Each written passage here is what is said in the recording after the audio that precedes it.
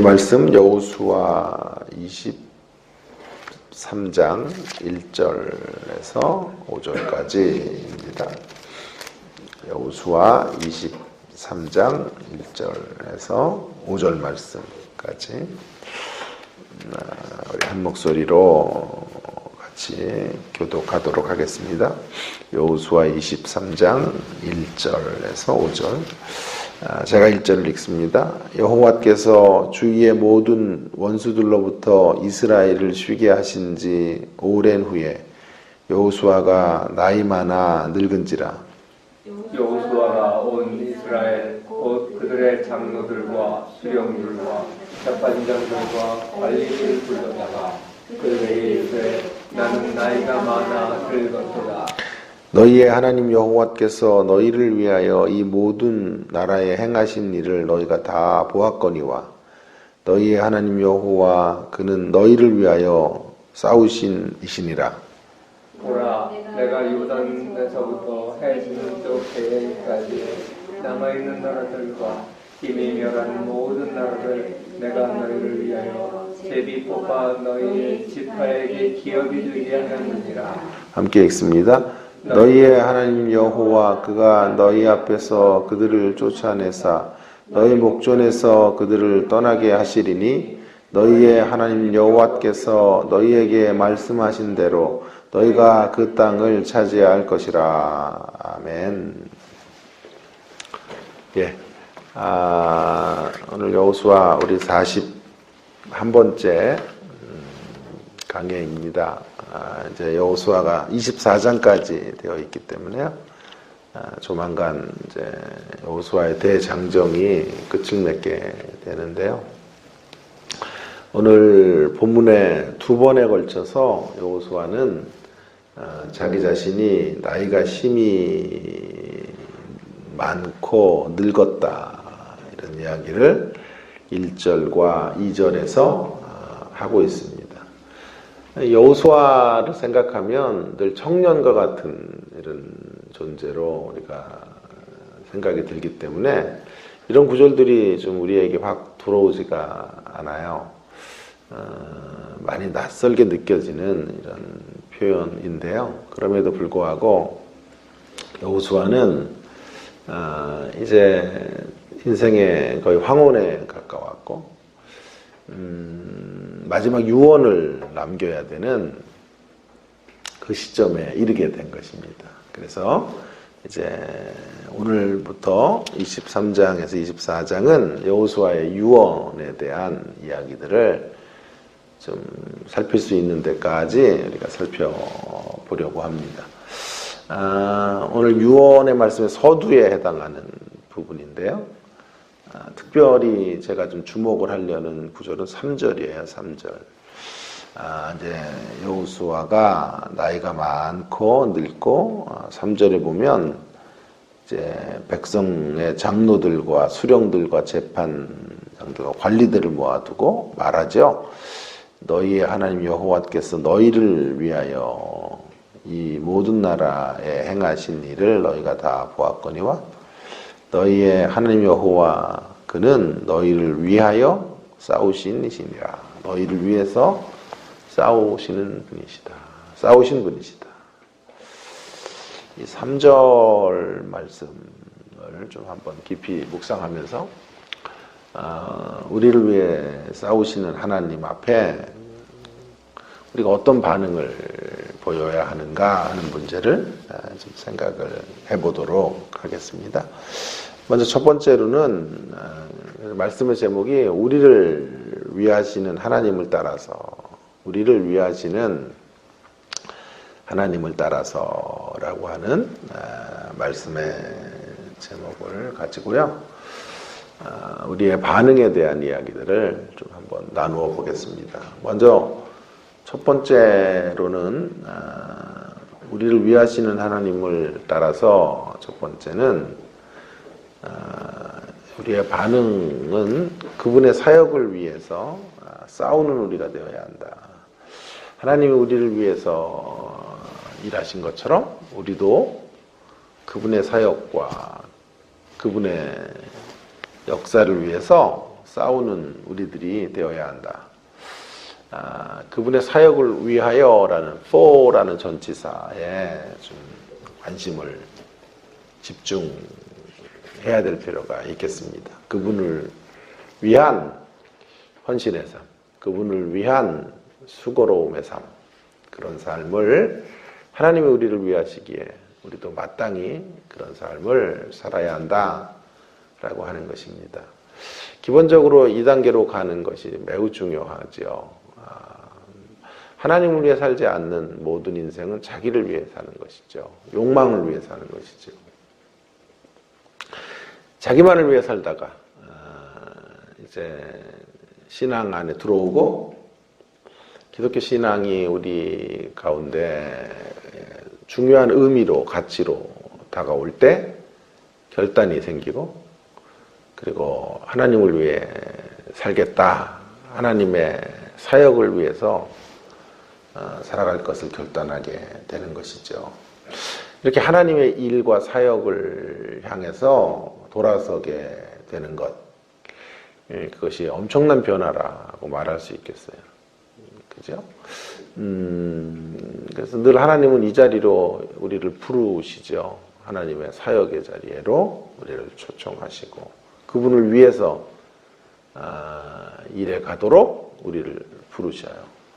그런 방편 중에 하나가 있다면 여러 가지가 있겠지만 때때로 오셔서 우리의 삶의 기반들을 흔드시는 방법으로 하나님은 우리를 위해 살던 사람이 하나님의 사역을 위해서 살아가도록 우리를 그렇게 초청하시죠. 우리의 삶의 기반들을 흔드는 고난과 역경을 주셔서라도 하나님은 그 자리로 우리를 초대하고 계시는 것을 보게 됩니다. 제가 요한계시록을 이제 올해 70회 강해를 하면서 요한계시록의 총 주제를 하나님의 계획의 성취라 이렇게 말씀을 드렸습니다. 하나님의 계획이 어떻게 성취되는 것인가? 하나님의 계획이 뭔가? 하나님 나라의 계획이 뭐였죠? 계시록 안에서 우리의 구원을 완성하시는 건데요. 우리의 구원을 어떻게 완성하시는 이야기일까요? 우리의 구원을 위해서 예수님께서 성취하신 방식을 따라 우리의 구원을 완성해 가시겠다라는 거죠. 예수님의 방식의 승리를 따라 우리를 승리케 하시는 거예요. 예수님의 방식의 승리가 뭐냐고요?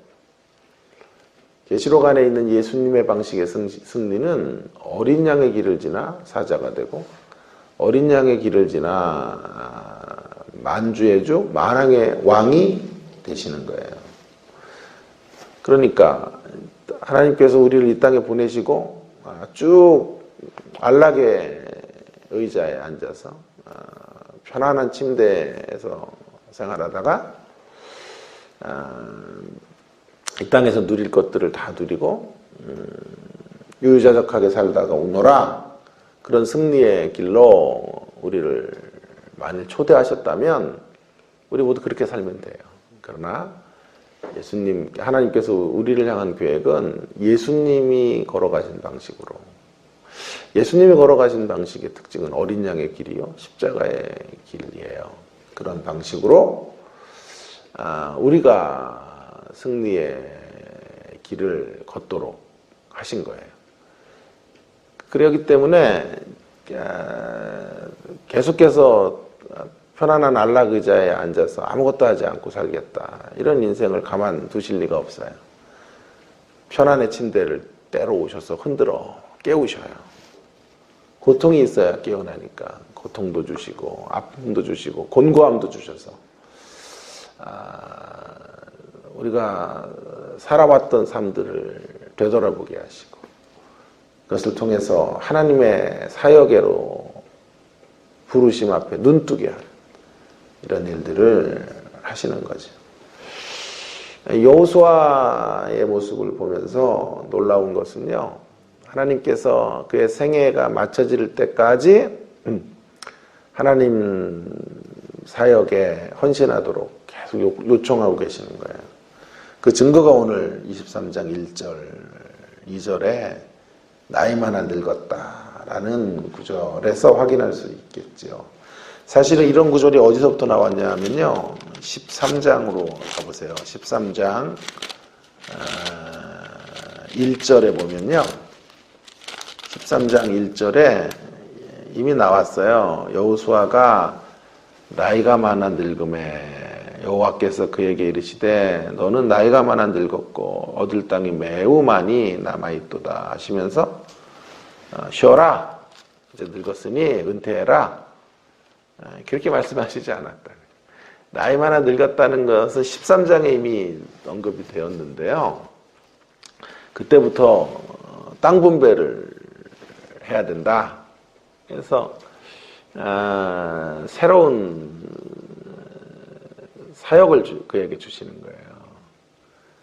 그리고 오늘 23장에서 또 나이 많아 늙었다는 말이 2번 나오는 거예요. 너무 재밌어요.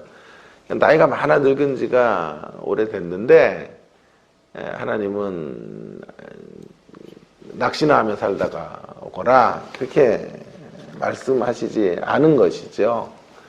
그렇게 여호수아의 삶을 이끌어 가신 게 아니고요. 나이 많아 늙었으니 이제 여지껏 했던 정복이 아니라 이제 분배의 사역들을 하거라 하시고 그 땅 분배를 명하신 그 분부를 따라 여호수아로 행하게 하시고 23장에 이르게 하신 거예요.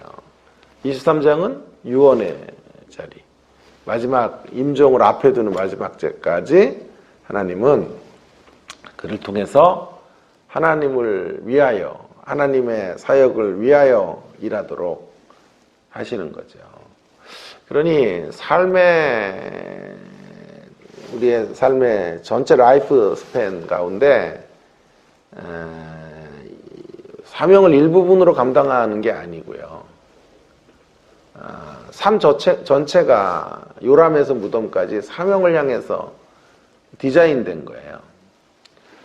먹기 위해서 사는 게 아니라 살기 위해서 먹듯이 우리는 사명을 위해서 사실은 태어났고 사명을 위해 살아가게 되는 것이죠. 그 사명을 마태복음 6장 33절은 너희는 먼저 하나님의 나라와 그의 의를 구하라 라고 말씀하셨고 하나님의 나라와 의를 추구해가는 이런 삶들을 사는 거죠. 어떤 특정한 기간에 그런 것이 아니라 우리 삶 전체가 여호수아를 보세요. 임종을 앞에 두는 시점까지 나이가 많은 늙은 그런 시점에는 은퇴를 선언해야 되고 더 이상 하나님의 일이 없어야 되지만 하나님 그렇게 일하시지 않는다고요. 마지막 숨결이 끊어지는 순간까지 하나님의 나라를 위해 달려가도록 하시는 거예요. 그래서 마태복음 6장 33절에는 그렇게 그의 나라와 그의 의를 구하면 이 모든 것을 너희에게 더하여 먹고 사는 문제 같은 거 책임지겠으니 너희는 하나님의 나라와 의를 향해서만 달려가라. 여러분 우리의 생애의 마지막 순간까지 우리들이 사명의 끈을 놓으면 안 돼요. 하나님의 부르심의 끈을 붙잡고 살아야 합니다. 너무도 안타까운 성도들의 모습 중에 제가 제일 가슴 아픈 것은 이거예요. 세상살이가 힘들고 팍팍해질수록 이 모양 저 모양으로 사명을 쏙 빼놓는 삶, 사명을 제일 뒷전으로 이제 놔두는 삶을 사는 거예요. 사역에 동참해달라라고 부탁을 하면 이래서 안 되고 저래서 안 되는 이유들을 열거해요. 지금은 사명을 제 생애에서 말할 때가 아니고 서바이벌을 해야 될 특별한 시간입니다. 지금은 애를 키워야 되는 아주 중요한 시간이기 때문에 교회 일에 제가 발을 들여놓을 수가 없습니다. 이렇게 언제나 사명의 때가 아니라고 말하죠. 지금은 특별한 생존을 위한 때다라고 말하는 것을 들어요. 언제 우리의 치열한 생존, 치열한 삶이 끝이 나고 그러면 사명을 위한 특별한 시간이 언제 올까요? 그러면 아마 나이 많아 늙으면 이제 시간이 좀 남을지 모르겠어요. 그러나 그때는 죄송하지만 너무 늦은 때인지도 몰라요. 제가 이런 문구 싫어한다 그랬죠. 늦었다고 생각할 때 가장 빠른 때다. 그런 말 진짜 너무 말도 안 되는 것 같아요. 가만히 있으면 중간이라도 간다. 이런 말도 별로 저는 좋은 말 같지 않아요. 지난번에 얘기했죠. 가만히 있으면 퇴보하는 거지 중간에 있는 건 아닌 것 같고요. 늦었다고 생각할 때는 가장 빠른 때가 아니에요. 늦었다고 생각할 때가 뭐 아직 늦지 않았으니 해봐라 이런 뜻이겠지만 사실 늦었다고 생각할 때는 좀 많이 늦은 때예요. 신학을 막 80에 오셨더라고. 어떤 분은 70이 넘어서 오셨. 그런 분들을 또 막 위로한다고 면접 보면서 늦었다고 생각할 때 가장 빠른 때라고. 눈 가리고 아웅하는 거죠. 늦은 거죠. 너무 늦었어요. 그래가지고. 그래서 제가 늘 하고 싶은 말은 늦기 전에 사명에 특별한 시간들을 만들어내고 그 사명을 붙잡고 우리의 임종의 마지막 순간까지 그 사명의 삶이 이어져 가도록 해야 한다라고 하는 것이 하나님이 우리를 위하시는 자리에서 우리가 해야 될 첫 번째 반응이다라고 생각이 듭니다. 오늘 여호수아가 그래서 이런 구절 뭐 나이 많아 늙었고 이런 구절을 2번 쓰고 13장에 또 2번 쓰고 4번에 걸쳐서 이야기할 필요는 없지 않아요? 자, 그럼에도 불구하고 이 노년의 시간에 마지막 임종의 때까지 그가 사역의 모양은 달랐지만 하나님 앞에 헌신했다라고 하는 것을 분명히 부각하려고 하는 의도인 것이 분명합니다. 자, 또 한 가지 좀 생각해야 될 것은요. 우리를 위하시는 하나님을 따라서 2번째, 거기 2번이라고 되어 있어야 되는데, 자, 2번째는요. 우리를 위하시는 하나님을 따라서 2번입니다. 1번이 아니라. 자, 그것은 그분을 통해서 싸우는 우리가 되어야 한다. 이제 또 한 가지 전치사를 제가 좀 주목해 주십시오라고 부탁하고 싶은 것은 뚜루라는 전치사예요. 약간 for라는 전치사를 가지고 이야기를 했는데 through 혹은 with라는 전치사를 좀 생각을 해볼 필요가 있겠습니다. 여호와 하나님께서 우리를 위해서 싸우시는 분이시기 때문에 이제 우리는 어떻게 반응해야 되냐 하면 그분을 통해서 싸워야 돼요. 그분의 임재와 함께 그분을 통해서 싸우는 사람이 돼야 돼요. 여러분, 하나님을 위한 사역을 향해 달려가는 것, 아까 위에서 말했던 것들이 굉장히 귀한 거예요. 자기를 위해 살던 사람, 욕망만을 위해 살던 사람, 세상에 먹고 사는 문제가 전부였던 사람의 생애에서 사명이 들어오고 하나님 나라의 가치들이 발견되니까 그것을 위해 살아가게 되는 거거든요. 그리고 그 사명의 길은 다 이 모양 저 모양으로 우리 자신들을 희생해야만 이룰 수 있는 이런 일들이란 말이에요. 그런데 그렇게 살면 하나님이 얼마나 기뻐하시겠어요. 그죠? 고맙다. 내 나라를 위해서 살아줘서 고맙다. 그러시고 상식적으로 생각 들기로는 그렇게 말씀하시며 우리들의 삶을 편안하게 만들어주시고 또 사명을 잘 감당할 수 있도록 좀 돈도 넉넉히 주시고 우리 신학생들로 말하면 학비도 좀 걱정 없이 낼 수 있도록 허락해 주시고 이렇게 우리를 이끌어 가시면 얼마나 좋겠어요. 그런데요, 그렇지가 않아요. 하나님의 사역을 위해서 달려가겠다고 하는 자리가 성숙한 자리인데요. 대단한 자리잖아요. 다 자기를 위해서 하는데 자기의 울타리를 넘어서 타자를 위해 살고 하나님의 나라가 이곳에서 확장되기를 위해서 살아가는 삶이 얼마나 귀한 삶이에요. 그럼 하나님이 고난을 다 멈추고 바람도 멈추시고 이렇게 이끌어 가셔야 될 것 같은데 그렇지가 않아요. 이런 삶을 살아가는 동안에도 숱한 어려움을 겪게 되고 시련을 겪게 되고 고난의 길들을 향해서 달려갈 수밖에 없게 하신다고요. 왜 그러시는 걸까 하는 생각이 제가 가졌던 많은 의문점 중에 하나였어요.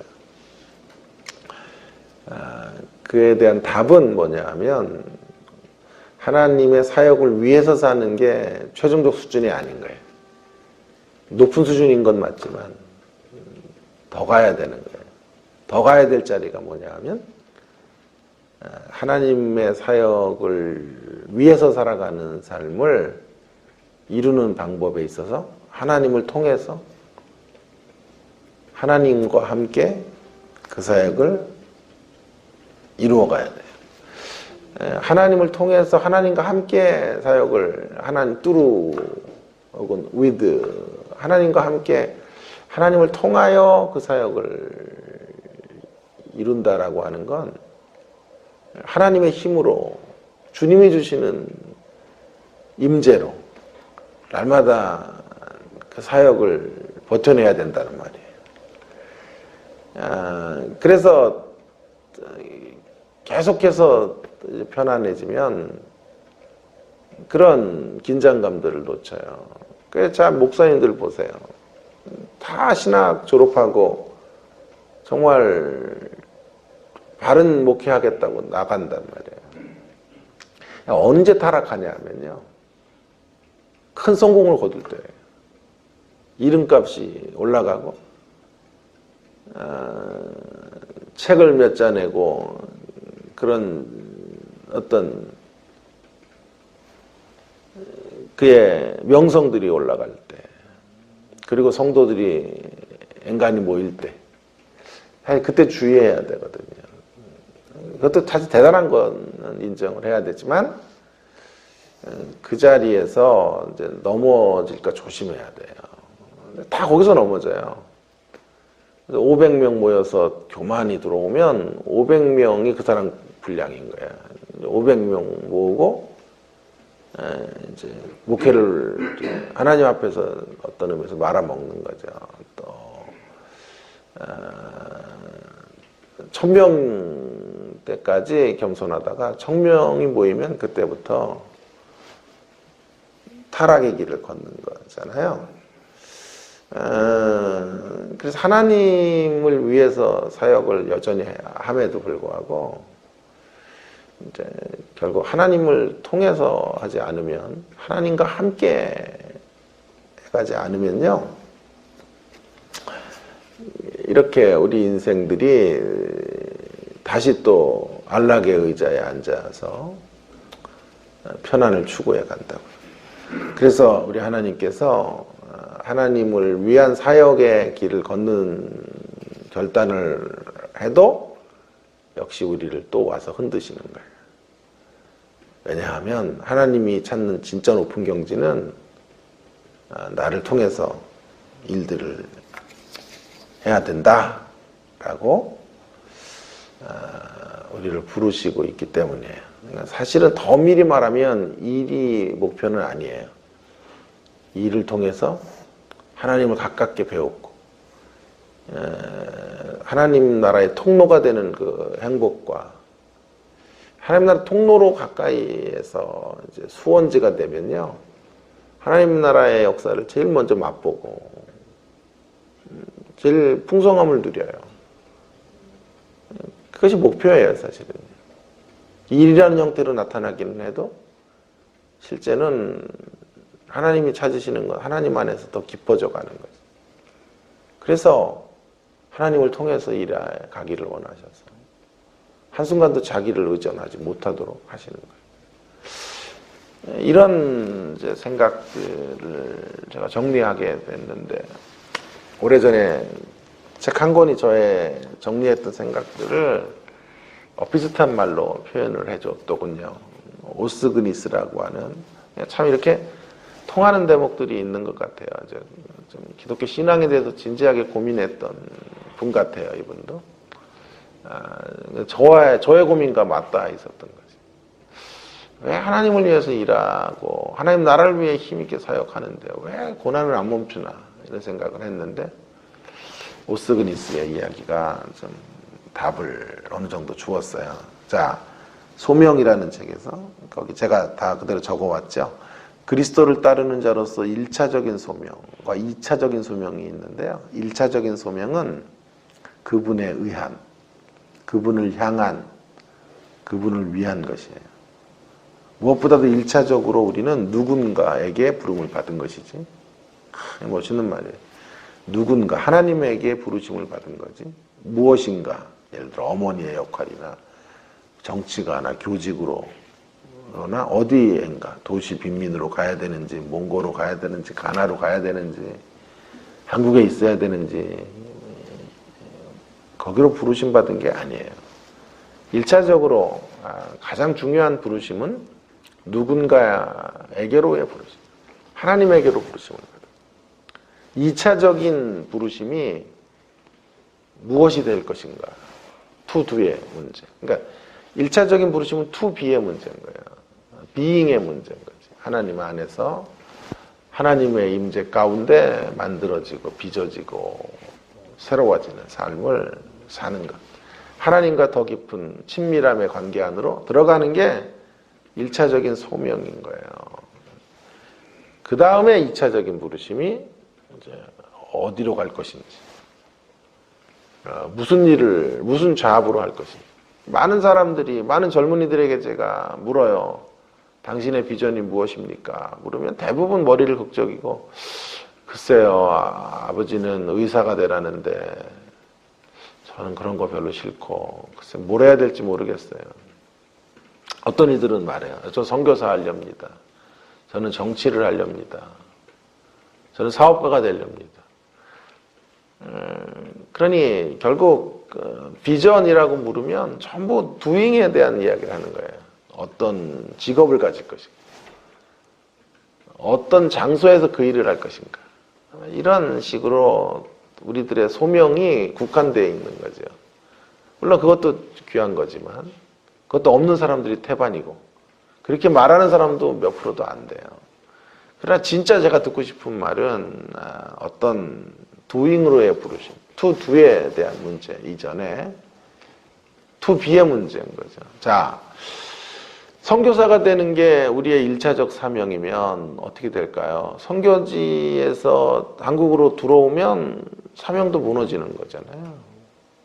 직업이 내 부르심의 모든 것이면 그 직업을 그만두면 나도 무너지는 거잖아요. 내 꿈도 없어지는 거잖아요. 성경이 말하는 꿈이 그런 정도의 꿈이 아니에요. 내 직업이 수없이 바뀌는 한이 있어도 내가 살아낼 삶의 자리는 계속해서 바뀔 수 있어도 우리의 근본적 부르심은 변화가 없어요. 왜냐하면 근본적 부르심은 하나님에게로의 부르심이고 하나님과의 관계로의 부르심이기 때문에 우리에게는 1차적인 부르심이 늘 있는 거예요.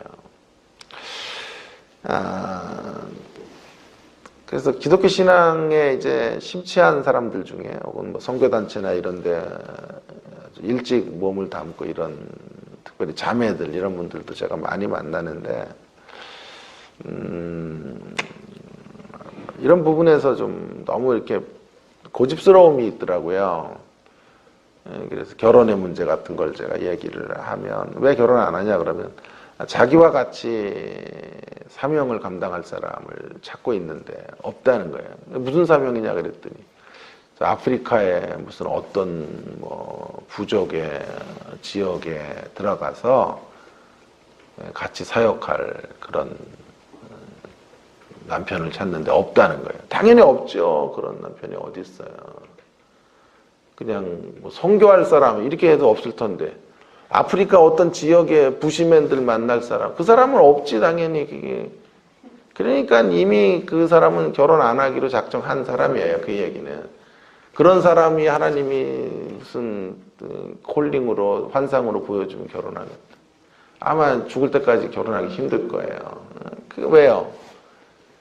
소명을 너무 좁게 잡아서 그래요. 소명이 이런 두잉으로의 소명으로 자꾸 부르심을 생각하는 거예요. 어디 가는 것, 어떤 선교지에 나랑 같이 갈 수 있는 사람. 그게 아니죠. 어떤 사람을 만나야죠. 하나님의 교로의 부르심에 충실한 사람이에요.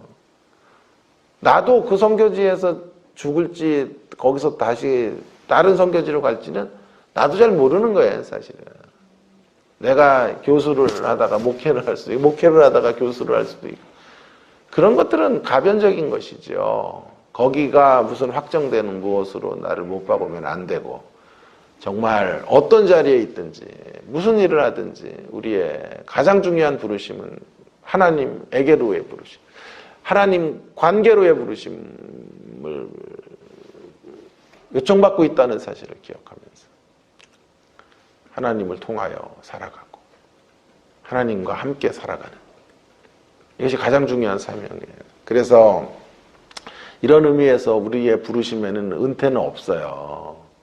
자아에는 은퇴가 있을 수 있어도 우리의 부르심에는 나이가 없는 거예요. 그래, 나이만 늙었지만 여전히 13장에서 나이만 늙었던 여호수아가 23장까지 나이만 늙은 그 시간 동안을 하나님에게로의 부르심 앞에 충실하게 그가 살아가고 있는 것이죠. 간곡히 부탁드립니다. 하나님에게로의 부르심에 충실하게 살아가는 우리가 되어지기를 간절히 바랍니다. 무슨 일을 하는 것보다 이것이 훨씬 더 중요합니다. 어떤 잡을 얻는 것보다 이것이 훨씬 더 소중한 것입니다. 자, 마지막 결론으로 사도 바울의 신뢰를 좀 들어보면서 이 두 가지를 정리해 보려고 합니다. 여러분, 사도 바울은 유대교를 신봉하고 예수 믿는 자들을 핍박했던 자였죠. 그러다가 이방인의 사도로 부르심을 받았어요. 아까 말씀드리면 for라는 전치사로 설명할 수 있는 생애가 된 거예요. 자신의 어떤 종교적 목적을 향해서 살다가 이제 정말 진정으로 복음에 눈 뜨고 그리스도의 빛에 자기가 새로워져서 이제 이방인의 사도로 하나님 나라를 향한 사역자로 서게 된 거예요. 그런데 그러면 이제 하나님께서 시련도 없고 내가 널 기다렸다. 내일을 위해서 네가 이렇게 헌신하겠다니 내가 다 보장해주고 고난도 없이 하고 모든 거 아주 평탄하게 만들어주고 가장 이제 물질 많은 사람들 붙여서 정말 수고가 많이 안 해도 일이 되도록 할 것이다. 이렇게 가면 얼마나 좋아요. 그렇게 이끌어 가시지 않아요, 하나님께서. 사도로 부르심을 받은 후부터 사도 바울이 얼마나 많은 어려움을 당하는지 정말 말로 다 할 수 없어요. 그런 목록을 잠깐 살펴볼게요. 고린도 후서 11장 23절인데요.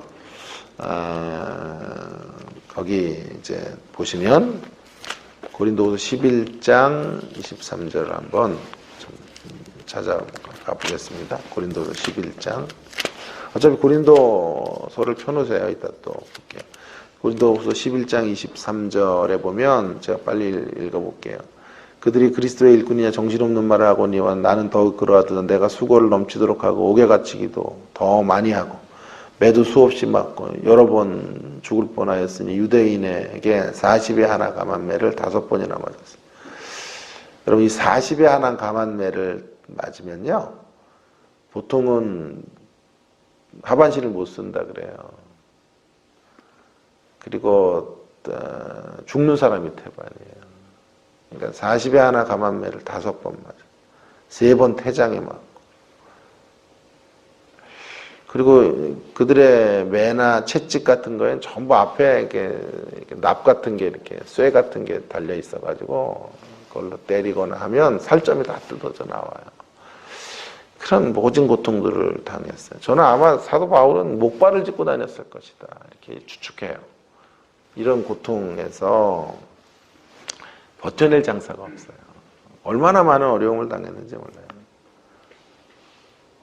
3번 파선하고 일주일을 깊은 바다에서 지냈으며 여러 번 여행하면서 강의 위험과 강도의 위험과 동족의 위험과 이방인의 위험과 시내의 위험과 강야의 위험과 바다의 위험과 거짓 형제들 중에 위험을 당하고 또 수고하여 애쓰고 여러 번 자지 못하고 줄이며 목마르고 여러 번 굶고 춥고 헐벗었노라.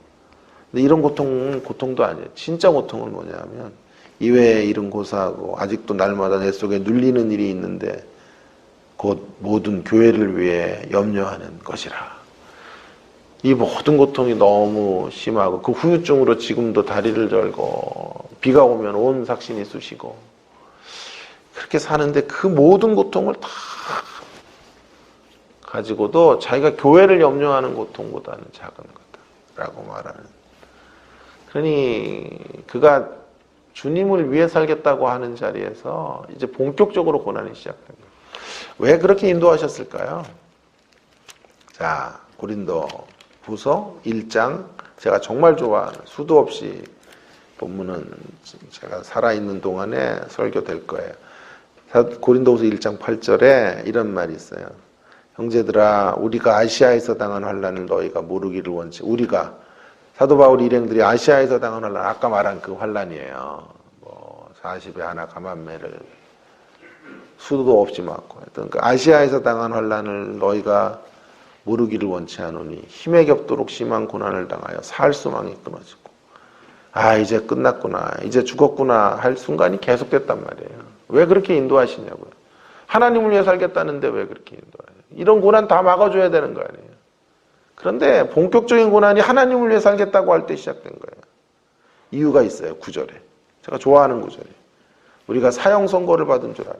마음으로 이제 죽었구나. 사형 선고를 받은 줄 알아. 이는 왜 그렇게 하셨냐 하면 이는 우리로 자기를 의지하지 말고 한순간도 자기를 붙잡지 말고 오직 죽은 자를 다시 살리시는 하나님만 의지하게 하심이라.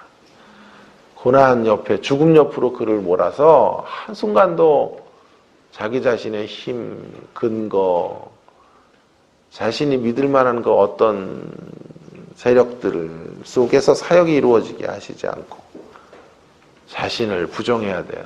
오직 하나님의 능력만 구해야 돼요. 하나님의 도우심만 바라볼 수밖에 없는, 하나님에게 간구할 수밖에 없는. 그래서 어떻게 해요? 순간순간 하나님의 임재가 없이는 걸어갈 수 없어요. 하나님의 붙잡아 주심이 없이는 한 걸음도 내디뎌 갈 수가 없는 그러한 자리로 그렇게 하나님을 신뢰하는 사역이 되도록 하셨다는 거예요. 제가 이 말씀을 다시 읽으면서 얼마나 하나님 앞에 부끄럽고 죄송했는지 몰라요. 교회에 또 어려움이 오고 하면서 참 힘들다 하는 생각, 여러 가지 생각들을 많이 했는데요. 다시 이 말씀으로 제 마음을 추스리게 되었어요. 사도 바울의 모습 속에서 참 바울이 당한 이 고통을 한번 묵상해 보니까요. 그의 고통의 10,000분의 1도 저는 괴로워하고 있는 게 아니에요. 그런 생각을 하며 사역은 어려워야 되는 거예요, 사실은. 어려우니까 사역이에요. 쉽고 편하고.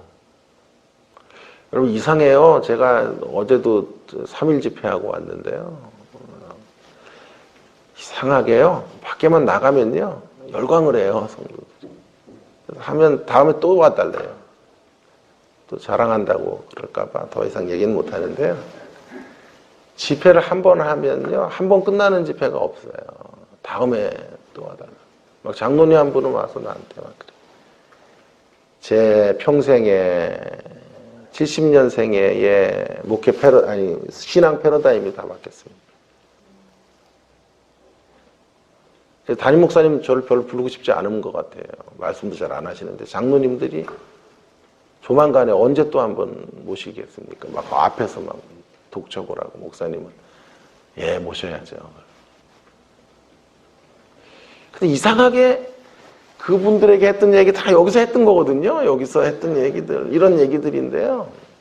부어란전처 뚜루란전치사 하나님 나라가 저 멀리 있는 게 아니라 앞당겨서 살아가는 사. 그 얘기 했는데 자기는 하나님 나라 죽어서 가는 나라인 줄 알고 이렇게 살았는데 앞당겨서 여기서 그 임재를 누린다는 그런 개념을 처음 들었습니다. 정말 제 인생에 완전히 인식론적인 세상으로 말하면 전환이 이루어졌어요. 그러면서 열광하는데. 왜 이런 얘기를 했죠? 자, 여기서 하면은 그런 얘기들이 먹히나 안 먹히나 잘 모르겠어요. 그만큼 우리의 사역들이 어려운 거예요.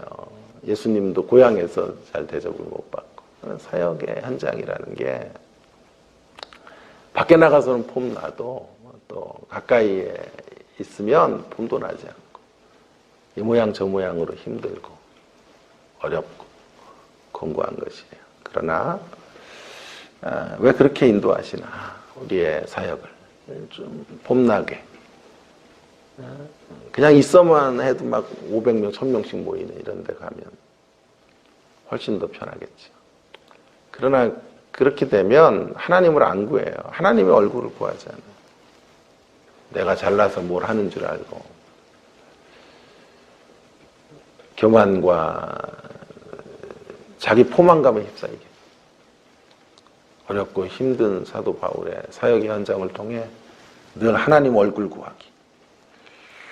그 하나님 얼굴 구하면서 걸어가는 삶이 성숙이에요. 하나님은 문제 해결의 신이 아니에요. 고작 우리에게 오셔서 시련이나 멈춰주게 하는 신으로 일하시는 분이 아니고요. 우리를 빚어내기 위해서 우리를 부르신 분이에요. 그것이 하나님의 1차적 사명인 거예요. 예수 잘 믿어도 시련이 멈추지 않는다고 놀라지 마세요. 이철환 씨 얘기 다시 한번 해볼게요. 연탄길에 대박난 작가 이철환이 이런 말을 했죠. 예수 밖에서 예수 안으로 들어오는 것보다 예수 안에서 예수 안으로 들어가는 게 더 힘들다. 명언인 것 같아요. 예수 밖에서 불신자의 자리에서 예수님 믿는 자리로 오는 것보다 더 힘든 건 예수 안에서 예수님 믿는 자리에서 예수 안으로 예수님 안에 성숙해져 가는 게 정말 힘든 거예요. 사도 바울이 얼마나 힘들어요. 예수님 밖에서 예수님 안에 들어와서 이방인의 사도가 될 때보다 더 힘든 것은요. 예수님의 일을 위해서 헌신하기로 결단하고 걸어가는 그 걸음에서부터 예수님 안으로 들어가기가 더 깊이 들어가기가 더 어려워요. 그런 것입니다. 우리를 향하신 하나님의 계획이요. 만사형통의 길로 승리하는 플랜이 아니에요. 예수님의 방식으로 이김으로 초대하시는 생애. 예수님이 걸어가신 그 길을 따라 승리하는 걸음이에요. 그리고 중요한 건 예수님이 걸어가신 그 길을 예수님 바라보며 가게 하시는 걸음이에요. 예수님 얼굴 구하면서 가야 돼요. 예수님을 통해서만 그 사역이 이루어져요. 예수님과 함께 이루어지는 사역의 길이 되도록 하신 거죠. 그래서 어려운 것도 복이에요. 힘든 사역지도 귀한 거예요. 오히려 편안한 사역지보다 내 이름이 쑥쑥 명성이 올라가는 사역지보다 귀한 사역인지 몰라요. 왜요? 하나님을 구하고 하나님 안에 그분의 임재 속으로 몸부림치며 나갈 수 있기 때문에 귀한 사역이라고 생각합니다. 우리의 인생도 마찬가지예요. 그래서 고난이 유익인 거죠. 고난이 있고 어려움이 있는 것. 그런 시간을 통해서 1차적 부르심, 하나님에게로의 부르심에 눈 뜰 수 있고 하나님의 이름을 부를 수 있다면 복된 인생의 자리로 초대된 것입니다. 오늘 주신 말씀을 우리가 기억하면서 하나님을 위해서, 하나님 나라를 위해서 하는 것뿐만 아니라 하나님을 통해서 하나님과 함께 이 사역을 감당하고 어렵고 힘든 시간들도 견뎌내고 버텨내고 그 가운데서 하나님의 이름을 구하고 하나님의 영광을 구하고 하나님의 얼굴을 구하며 걸어가는 저와 여러분 모두가 되기를 주의 이름으로 축원합니다. 함께 기도하겠습니다. 오늘 주신 말씀을 기억하면서 다시 강조하고 싶은 것은요. 우리 하나님은 문제 해결의 신이 아니에요. 하나님은 그 어떤 수단과 방법을 다 동원해서라도 우리를 빚어내고 다듬어 가시는 분이세요. 필요하면 시궁창 밑을 걷게도 하시는 방법으로 또 필요하면 공고한 날을 보내셔서라도 우리를 낮추시고 우리를 만드셔서 하나님에게로의 부르심, 오직 하나님의 얼굴 구하는 인생이 되도록 하시는 거예요. 그래서 저도 힘들지만 우리 성도님들도 힘들어요. 우리의 삶이 힘든 것뿐만 아니라 교회 생활도 힘들지요. 우리 모두는 더 폼나는 교회들 얼마든지 갈 수 있어요. 더 대접받을 수 있어요. 그죠? 그럼에도 불구하고 주님의 십자가 교회를 우리에게 허락하셨고, 쉽지 않아요. 교회가 한 걸음 한 걸음 내디뎌 간다는 게 참 어렵습니다. 그래서 등지고 떠날 것이 아니고, 그래서 어려우니 그만 포기할 것이 아니고, 어려우니까 자기를 의지하지 못하고 오직 하나님만 바라보며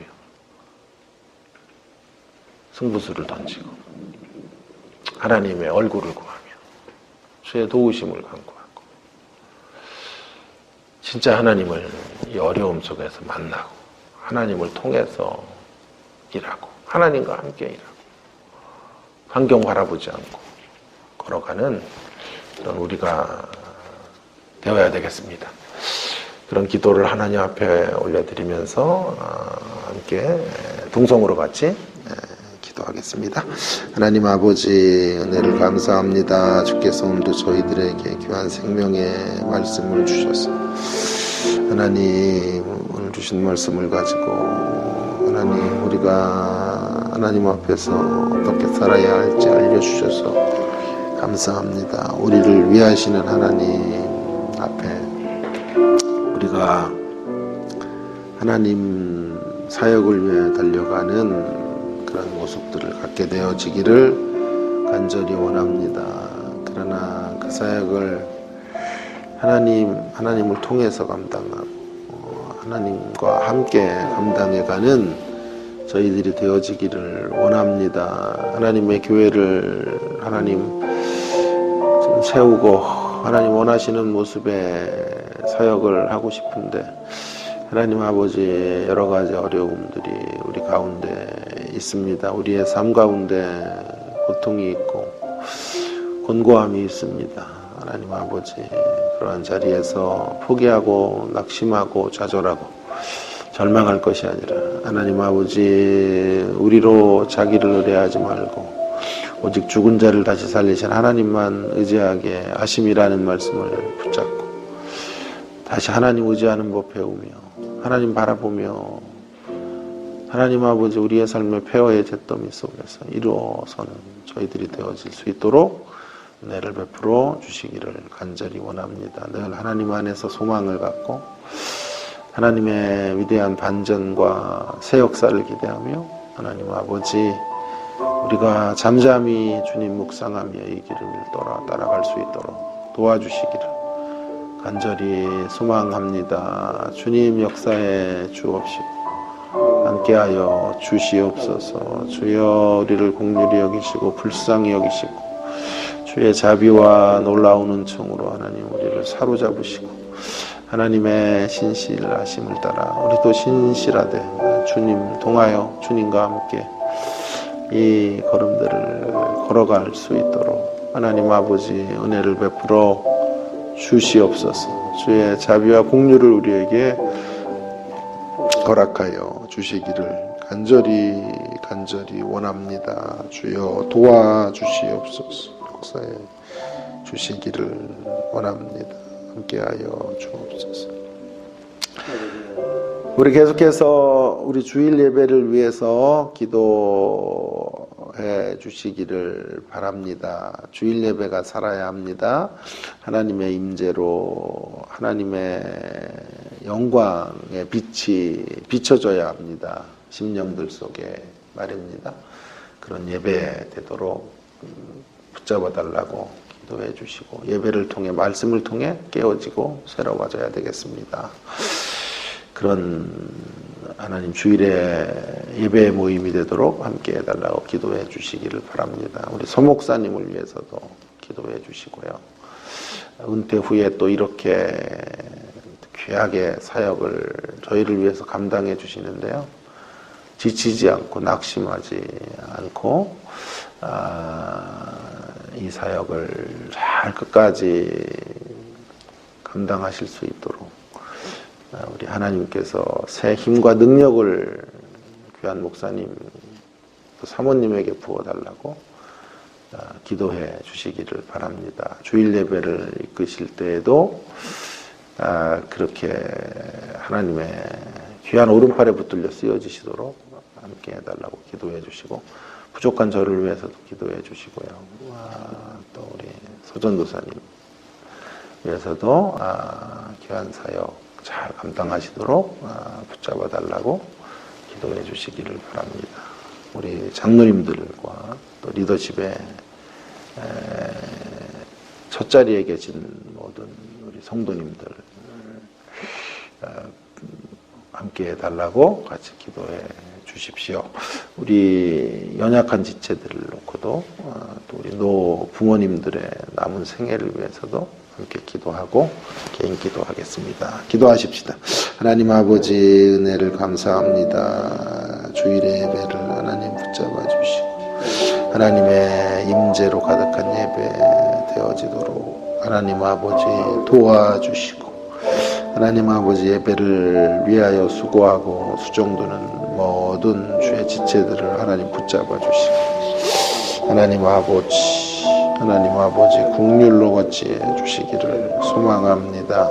서 목사님 마음을 하나님 강하게 붙잡아 주시고, 하나님 아버지 노년의 삶이 하나님 앞에 끝까지 사명을 감당하는 생애로, 끝까지 여호수아처럼 하나님 임종의 마지막 순간까지 하나님의 교회와 하나님 아버지의 역사들을 위해서 쓰여지는 귀한 통로가 되시도록 함께 해주시고, 저와 서전사님, 김옥기 전도사님, 또 우리 두 분의 장로님들, 또 하나님 비용찬 장로님, 하나님 모든 분들에게 하나님 힘을 더해 주셔서 하나님 아버지 우리가 다시 일어서서 하나님의 영광과 존영을 위하여 쓰여지는 귀한 통로로 주님 사용되어질 수 있도록 함께하여 주시옵소서. 예배의 모든 순서를 주님 주장해 주시고, 주의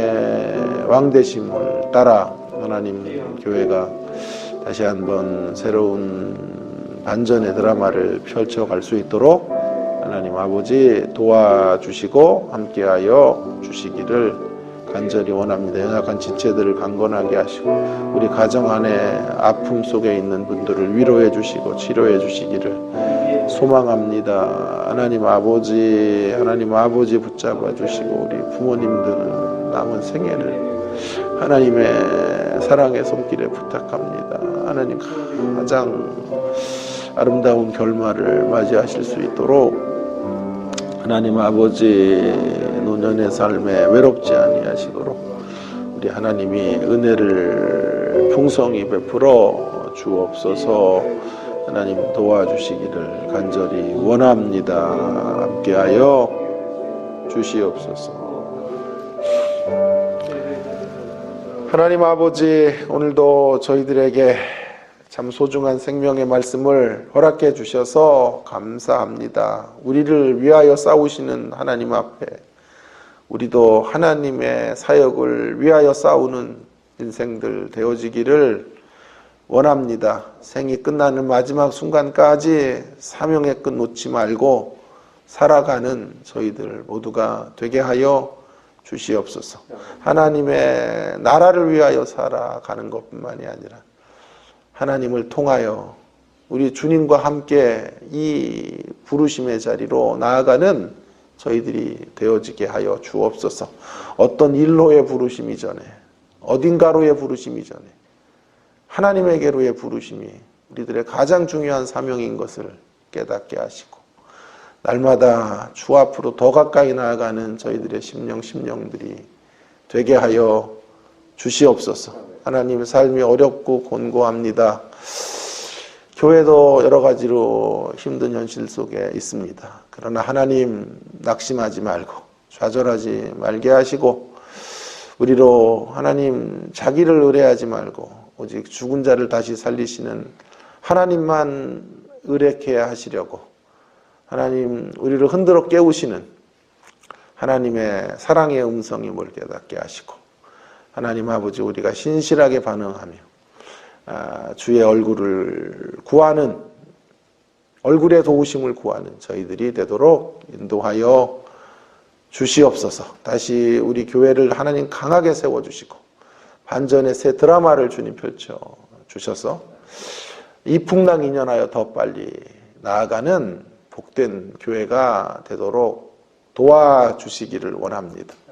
하나님 교회가 이곳에 세워졌사오니 어떠한 시련 속에서도 반드시 주님의 십자가 교회는 하나님의 영광을 위해 일어서야 합니다. 하나님 아버지 음부의 세력들이 그 어떤 모습으로 교회를 흔들어 놓는다고 해도 하나님 아버지 우리가 요동하지 말고 하나님 끝까지 믿음의 길을 걷게 하시고 교회를 사랑하며 교회를 염려하며 하나님의 몸된 교회를 부둥켜 안고 나아가는 저희들의 모습들이 되게 하여 주시옵소서. 특별히 우리 선 목사님을 붙잡아 주시고 은퇴 후에 또 이렇게 하나님의 사역을 맡겨주셨는데 여호수아처럼 마지막 임종을 맞이하는 순간까지 사명의 끈 붙잡고 하나님을 위하여 신실하게 쓰여지는 복된 생애가 되시도록